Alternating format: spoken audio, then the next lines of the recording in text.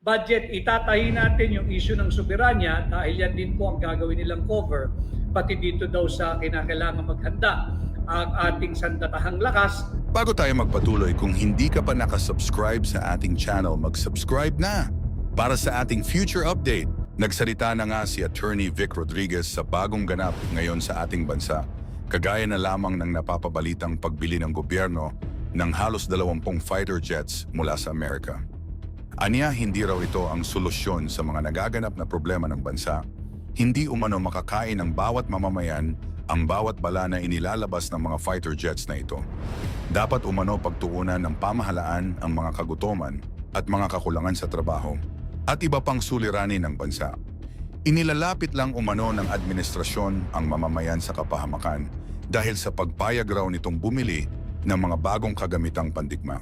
Matatandaan natin noong mga nakaraang araw nagbigay na ng mensahe ang spokesperson ng China patungkol sa planong pagbili ng mga bagong kagamitan ng Pilipinas. Inilalapit umano ng administrasyon sa kapahamakan ang mga mamamayan nito dahil sa mga maling hakbang ng bansa. Samantala nanawagan naman si Attorney Vic Rodriguez sa mamamayan na huwag tigilan ang issue sa bicameral report na dapat umano inuunang dapat bigyan ng pansin ang pamahalaan. Marunong tayong yung tinatawag nating belt tightening.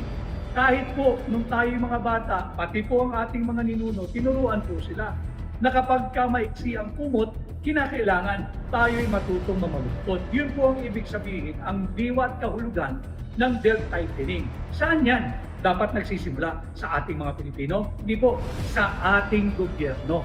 Sa ating gobyerno na masyado pong maluho. Imagine ninyo, hindi mo na mabigyan ng murang bigas ang iyong mamamayan, ang sambayan ng Pilipino, na iisip mo pang bibili ka ng fighter jets. Para saan? Sa paghahanda doon sa tinatawag na Indo-Pacific Theater. Dahil alam ko, ang usapin po dito budget budget, itatahi natin yung issue ng soberanya dahil yan din po ang gagawin nilang cover, pati dito daw sa kinakailangan maghanda ang ating sandatahang lakas pagka raw po sumiklab yung hidwaan sa pagitan ng China, yung ating kapitbahay na higante, at yung kanyang inaangking parte o probinsya, yung Taiwan. Wala po tayong pakialam dun eh. Tama po, marami pong Pilipino doon. Marami talagang Pilipino sa Taiwan. Pero yung usapin, yung sigalot sa pagitan ng China at Taiwan, internal po nila yan. Wala po tayong pakialam dyan. Yan po ay parang usapin natin dito sa Pilipinas at doon sa BARM. Matatandaan ninyo, nung makailang taon din nagiging issue yan, yung kaguluhan down south sa BARM dahil humihingi sila ng independence. Humihingi silang mahiwalay sa Republika ng Pilipinas. Walang pwedeng makialam mo doon. Bakit? Internal na usapan po natin yun eh. Hindi pwedeng makisawsaw ang kahit na sinong banyagang interes at bansa. Hindi pwede ang Estados Unidos, hindi pwede ang European Union, hindi pwede ang bansang Japan, hindi pwede China. Bawal. Bakit? Internal po natin yun eh. Kaya nga ho nakailang peace talks tayo eh. Tayong mga Pilipino at yung ating mga kapatid na Muslim ang nagresolba ng problema yan. Ganon din po sa usapin na ang kiskisan sa pagitan ng China at nung humihingi ng independence sa kanila, yung kanilang probinsya, yung Taiwan. Wala po tayong pakialam doon. Kaya yung sinasabi na kinakailangan maghanda ang ating armed forces dahil pagka nagkaroon ng problema riyan, maraming Pilipino riyan, hindi mo kailangan ng armed forces. Ang kinakailangan mo dapat pinaghahanda, yung component ng armed forces na hindi patungo sa pagsali sa isang hidwaan militar o isang armadong sigalot. Kung hindi, hihingi ka ng isang humanitarian corridor, kung kinakailangan, wag naman sana umabot sa ganon, o yung humanitarian window, nang sa ganon ba naiuuwi natin yung ating mga napakaraming Pilipino na wag naman sana ay maiipit kung sakaling magkaroon ng armadong konfrontasyon o sigalot sa pagitan ng China at ng Taiwan. Kaya mali pong prioridad. Maling-maling prioridad na tayo po ay patungo na naman sa maling direksyon. Yung panukala ng gobyerno ng Estados Unidos na tayo po ay bumili ng F-16 jets. Ang problema nga po natin, budget, hindi F-16 jet. Wala nga po tayong budget. Ngayon na uuwi tayo sa pagbili ng F-16 jets, ng military jet, na nagkakahalaga ng billion United States dollars. Kayo na po mag-compute doon. Sinubukan ko po kanina, hindi po kinaya ng aking calculator. Baka meron kayong mas malaki-laki. Tingnan po ninyo kung magkano yun. Importanteng malaman natin dahil ang isa daw po pagkukunan ng pondo para mabili ito ay utang. Utang na naman. Yan ang panukala. Uutangin daw. And speaking of utang, ang dami rin po na nagme-mensahe sa akin kahapon, hindi po prioridad, maling prioridad itong F-16 jets. Bakit? Wala nga po tayong wala nga po tayong pampagawain ng ating mga classrooms. Tatandaan ho ninyo nung EDCOM 2 report, yung akin pong ibinigay sa inyo sa aking diretsong pakikipag-ugnayan.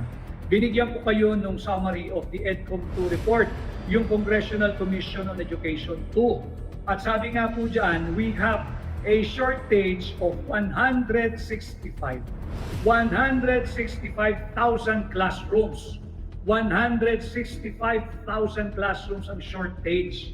At last year, 849 classrooms lang ang ipinatayo ng gobyerno ni Bongbong Marcos. So, kulang ka nga ng classroom eh. 165,000 classrooms ang kulang mo. Unahin mo muna yung para sa edukasyon ng kabataang Pilipino, hindi yung $5.58 billion na F-16 jets na sinakyan naman agad ng isang empleyado nga ng gobyerno, mataas-taas ang katungkulan, ang source, pwede raw maging source ng funding, utang. Utang na naman. Utangin mo pangtayo ng school buildings, ng classrooms. And again, speaking of maling prioridad, tatandaan din natin yung napakalakas na lindol na tumama sa Myanmar, pati na rin sa Thailand.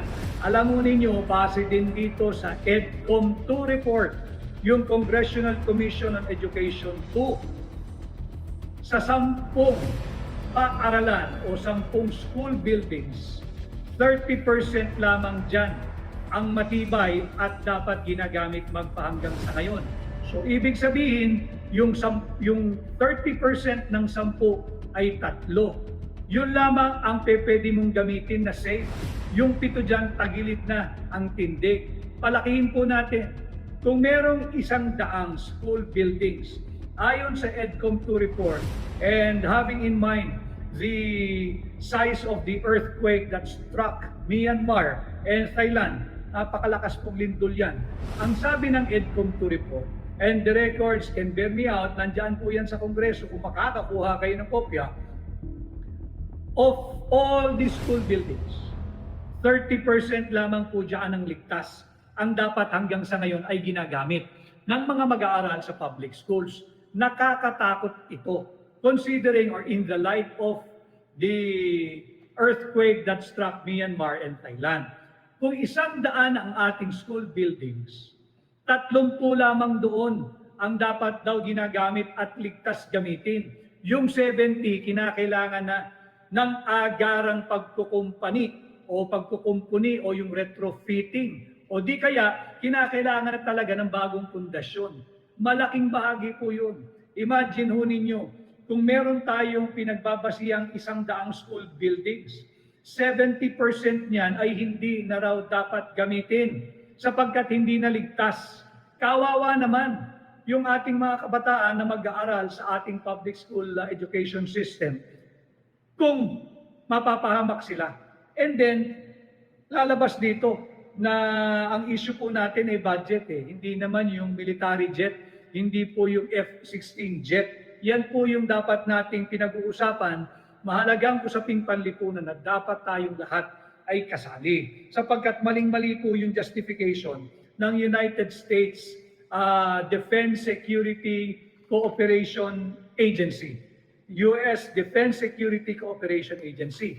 Ang kanila pong pangunahing dahilan or justification kung bakit nila pinapanukala na dapat daw po tayo ay bumili na ng $5.58 billion worth of F-16 jet.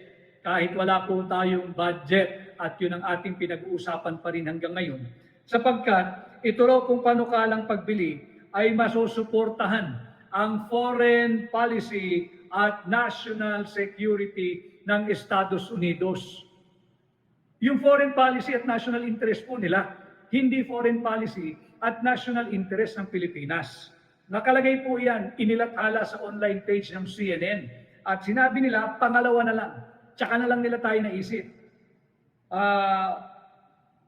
By helping improve the security of a strategic partner, tinawag tayong strategic partner, that continues to be an important force, importante daw po tayo, for political stability, peace.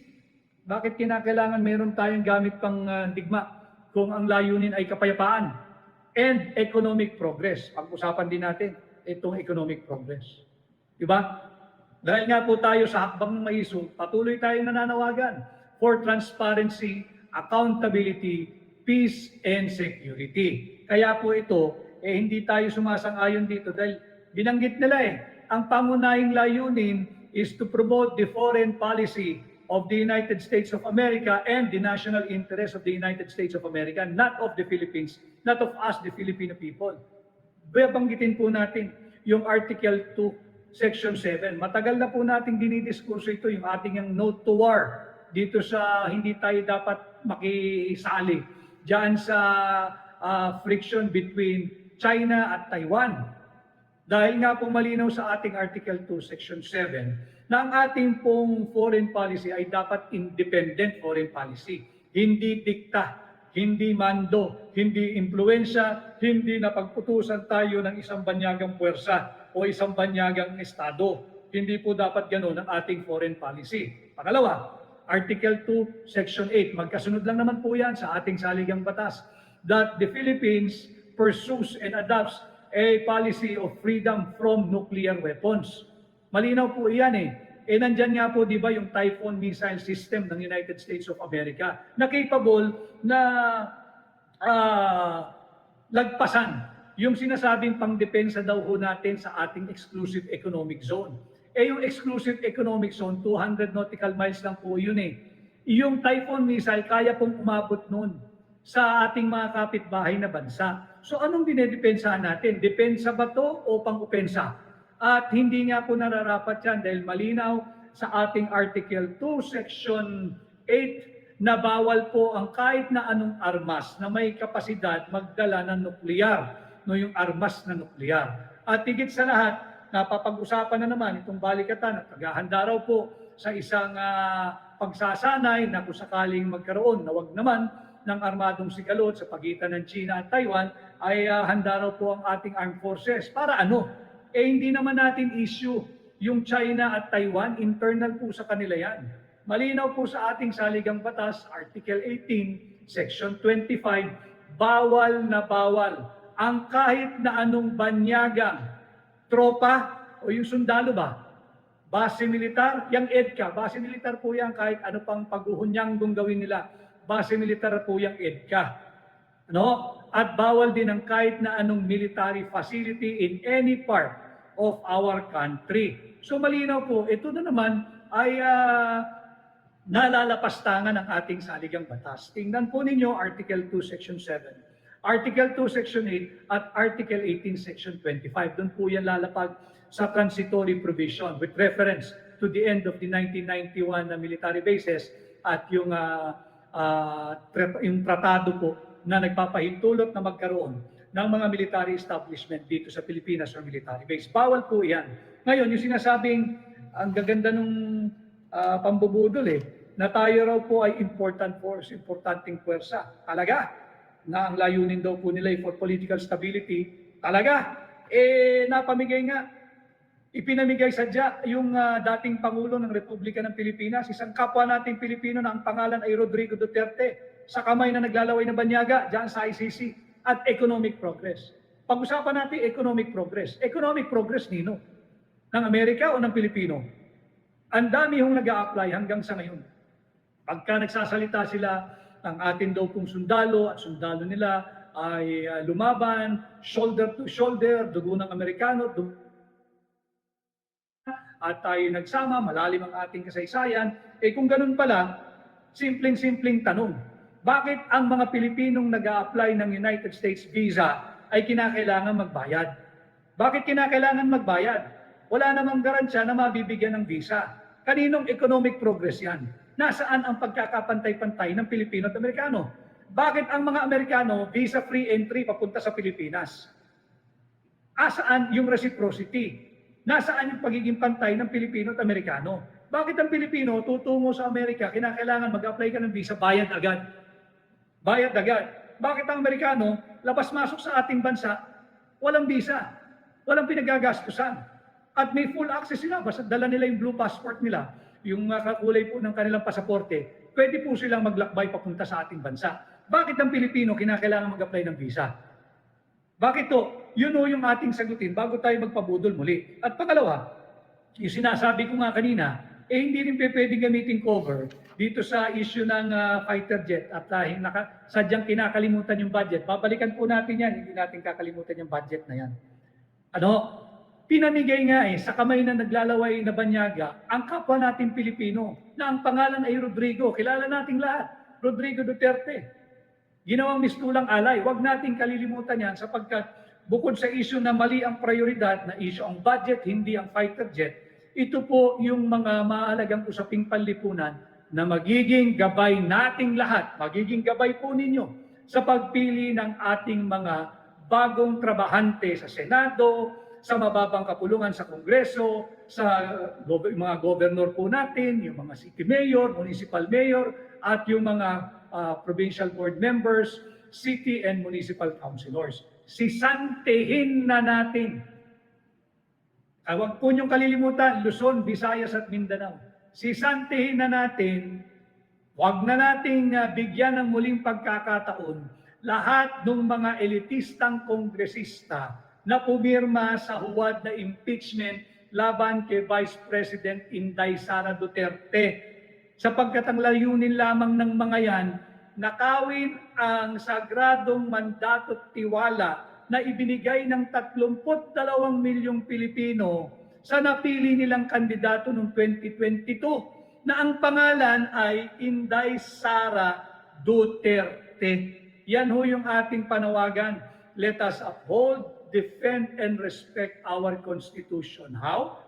By no longer re-electing those who've signed this flawed, itong may diferensya at depektibong impeachment complaint laban kay Vice President Inday Sara Duterte. At nabalangkas na po natin yan dito sa aking diretsang pakikipag-ugnayan sa inyo kung bakit natin sinasabing depektibo at labag sa ating konstitusyon. Sapagkat ang hinihingi pong uri ng impeachment complaint ayon sa ating saligang batas ay yung verified impeachment complaint. Ibig sabihin, nabasa, naunawaan, may personal knowledge at suportado ng authentic document yung impeachment complaint na ipapadala o isusumiti ng mababang kapulungan na binubuo ng mga elitistang kongresista na pumirma diyan sa huwad na impeachment complaint patungo doon sa Senado. Yan po ang ating paulit-ulit na paalala sa inyo. Sisantehin na po natin. Alamin ninyo sapagkat hindi pwedeng ganitong kahalagang usapin hindi man po kayo kinonsulta ng ating mga representatives by district. Hindi po dahilan na kaya sila kinakailangan pumirma ay hindi raw po marirelease ang pondo ng distrito o mawawalan daw po ng pondo. Hindi ho pwede yun. Bakit? Kinatawan po sila ng higit na maraming representative ng tao. Kayo, yung soberanya. Kada distrito, meron pong karapatan sa budget. At hindi po dahilan na pumirma lang dito sa depektibong impeachment complaint dahil natatakot na hindi mabibigyan ng pondo. Bawal po iyon.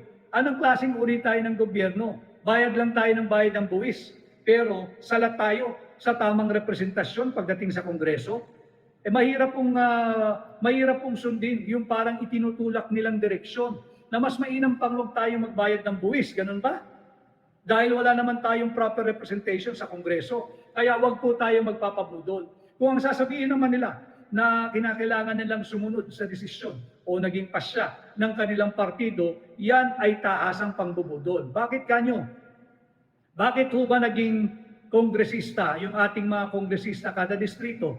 Dahil ba sa sila ay hinirang o binoto ng kanilang partido lamang? Hindi po eh. Walang boto, walang timbang ang partido pagdating sa halalan. Ang bumoboto po tuwing halalan, kayo sambayan ng Pilipino, hindi yung kanilang partido. Kaya pangbubudol po na sasabihin sila'y naobliga lamang pumirma dahil may party stand o utos ng kanilang partido. Pagka ganun ho ang kanilang paliwanag, balik nyo na lang sila doon sa kanilang partido. Sisantihin na natin at wag na muling iboto ang mga ganitong uri ng mangbabata sapagkat sige lang tayo ng sige ng bayad ng buwis, pati PhilHealth. Tapos wala tayong proper representation sa Kongreso, yan po ay pangbubudol. And ito nga pong mali ang prioridad. Imaginein po ninyo, 25.9% ang nagsabi sila ay suffered from involuntary hunger. Involuntary hunger, 25.9% ng Pilipino. Ang naturan po at 63% naman ang na-survey at sinasabing sila ay merong suffering from self-rated poverty. Yung 63%, ang katumbas po niyan ay 17.4 million Filipinos. Ano po yung kahalagahan ng mga figures na ito? 25.9% said that they are suffering or have suffered from involuntary hunger. 63% said self-rated poverty sila o 17.4 million Filipinos. Ano po yung kahalagahan ng mga figure na ito?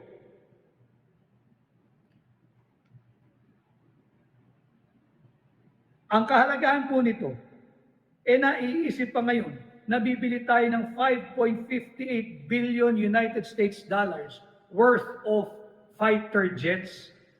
Sa kabila ng staggering figure, 25.9% involuntary hunger, Filipino. 63% self-rated poverty, amounting to 7.4 million Filipinos na sumasagi pa sa isip ng gobyerno ng administrasyon ni Bongbong Marcos, bibili ka ng 5.58 billion pesos worth of F-16 fighter jets. Ang problema po natin ay budget.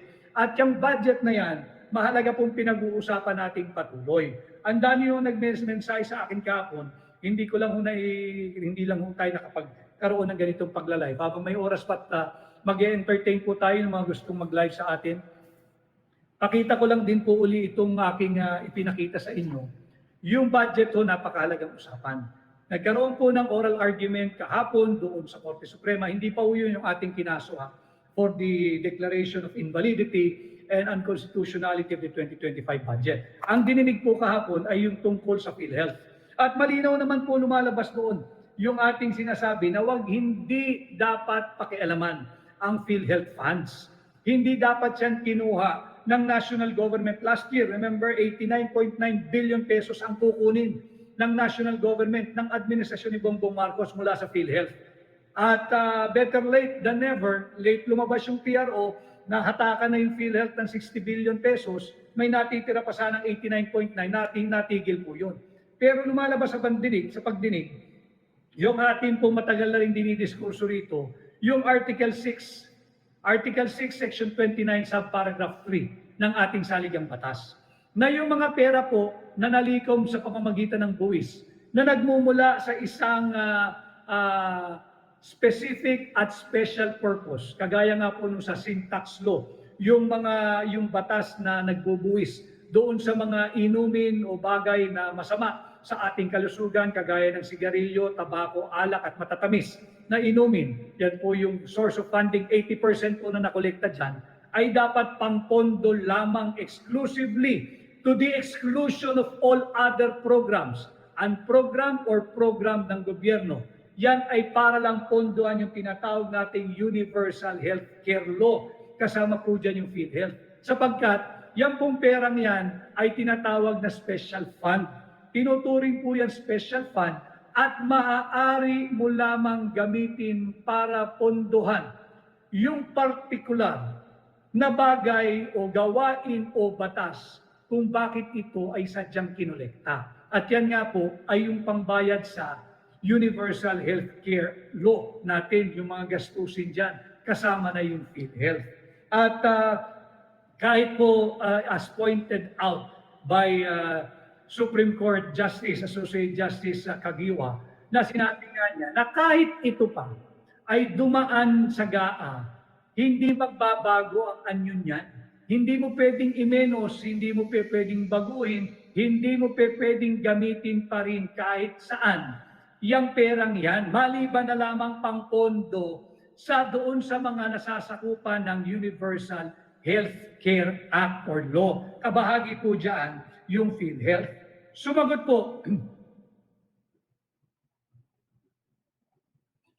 po, yung isang opisyal ng gobyerno na kaya daw po nila ginagawa iyan ay para daw po hindi na mangungutang pa ang gobyerno. Kaya nila pinakailaman yung PhilHealth funds. Hindi po totoo yun.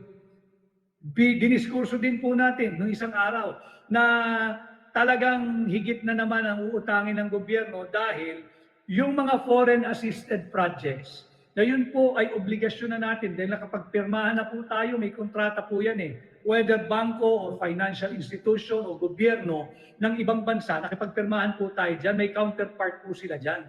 At tayo may counterpart din. So yan dapat nandoon sa program appropriation. Dahil taunan po yan eh. Kung 10 years yan, 10 years dapat yan may program appropriation. Nakahilera po yan, hindi mo pwedeng pakilaman. Ang ginawa po ng Kongreso, sa ilalim ng Marcos administration, dinagay sila saan program. Ano po ibig sabihin nun? Wala silang source of funding. Maliban na lamang kung may bagong buwis o sobra koleksyon o mangungutang. So, hindi po totoo na nung pinakialaman nila yung PhilHealth funds, hindi na tayo mangungutang. Ang dami pa po nating uutangin dahil linagay nila yung foreign assisted projects from program to program appropriation. And speaking of appropriation, ulitin ko lang ho dahil ang dami hong nag-request sa akin kahapon pa, yung pinakita ko, ito po yun. Ito po yung kopya nung enrolled bill na amin pong nakuha, certified po ito, mula sa archive section ng House of Representatives. Sagot ko po ito doon sa isang kongresista ng party list na sinasabi, wala daw pong basihan yung petisyon namin sa Korte Suprema. Ulitin ko, hindi po totoong walang basihan. Kaya ako po pinapakita ito sapagkat nais nating labanan yung pagsisinungaling na naman ng mga tao na gustong pagtakpan ng issue ng budget. Kaya nga po ang title natin, budget, hindi F-16 fighter jets. Budget po ang problema eh. At wala na po tayong budget, bibili pa tayo ng fighter jets. Ito po yun. Certified po yan. Ang date po ng certification ay... Dilim na yung aking mata eh. Ang date po ng certification ay February 13, 2025. Dito po yan. Dito po yan. Pinapakita ko sapagkat dito po sa ating pahina, kagaya ng sinabi ko, tamang impormasyon ang inyong makukuha. At tama ho yung sinabi ko sa inyo sapagkat nagsumiti po yung respondent, yung gobyerno, ng kopya di umano ng kanilang enrolled bill. Hindi po enrolled bill yung binigay nila eh. Ang binigay nila yung pinagdadaldal ng isang kongresista ng party list na wala raw kung basehan yung aming petisyon. Ang binigay nila, kopya na po yun ng GAA. GAA, yung GAA po batas na. Pirmado na ng presidente ng Pilipinas. Pero yung enrolled bill, yung aming pong nakuha mula po sa kanilang opisina ito, pakitingnan po ninyo. Wala pong pirma. Wala pong pirma, malinaw po yan. Ang linis, oh. Walang pirma. Ganon din, oh. Certified yan, February 13, 2025. Malinaw po yan, pakitingnan po nyo maigi. Hindi naman pwedeng gawa-gawa po namin to. Dahil wala naman kaming kapangyarihan at hindi po namin sakit, hindi po malilikot ang aming kamay na magre-resort sa tinatawag na falsification of legislative document o di kaya a usurpation of legislative authority. Ito po ay blanco. Ito po yung kopya ng enrolled bill na aming nakuha. So yung masyadong naggagaling-galingan na kongresistang yan, sinasabi pa niya yung enrolled bill doctrine. Anong enrolled bill doctrine? Maghanap ka nga ng enrolled bill bago may invoke yung enrolled bill doctrine. Wala ka ng enrolled bill. So, how will you now apply the enrolled bill doctrine? Wala ka ng enrolled bill. Panagutin natin yung mga may kasalanan ba't biglang nagkaroon ng halaga yung mga blankong items sa Bicameral Conference Committee report. Panagutin po natin at kaya nga po yung pinag-uusapan natin, budget, hindi F-16 jets, hindi po yan nakakabusog, hindi po yan yung ating pong nagugutom at kumakalam na sikmura, hindi po natin kayang lunukin at ngatain yung balang lalabas dyan sa F-16 jets. Ang kailangan po natin, yung programang magbibigay buhay, nagbibigay ng dugtong sa ating buhay, nagbibigay ng hanap buhay, at nagbibigay pag-asa. Hindi po yung kikitil sa buhay, whether ng kapwa natin Pilipino o ng ibang nasyon o ibang halahi o ibang nationality. Hindi po natin kailangan yan. So meron po tayong oras